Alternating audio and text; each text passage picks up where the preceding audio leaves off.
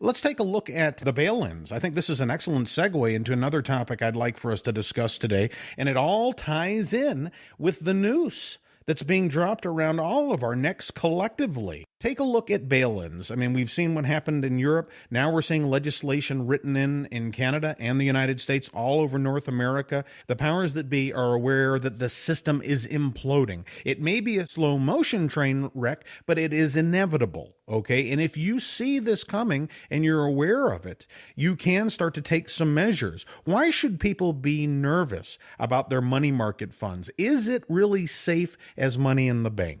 No, it isn't. I mean, you're a unsecured creditor.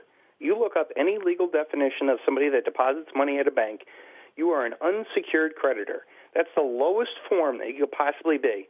And if you give your money to the bank, you're literally giving it to them. You know, they're supposed to give it back, but you're an unsecured creditor during the most difficult of times. So other than a month's worth of, cash to keep the house moving along, everything else is out of it and put it into the gold and silver. And that's the way that it should be, because that's real tangible wealth. That's something you can hold.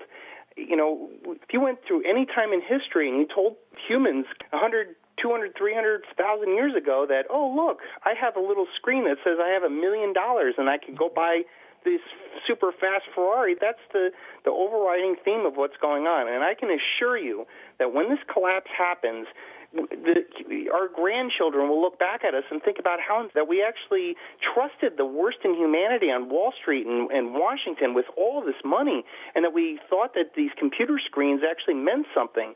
No, we're going to get back to biblical wealth. We're going to get back to gold and silver and what land and productive and factories and things that actually provide real value to humanity, not these scams and schemes that are producing millionaires left and right and billionaires all over the place. Look at the people that are making the most amount of money right now and they provide the least amount of value. The rock stars, the lawyers, the lobbyists, the military contractors, they don't provide any real value to humanity.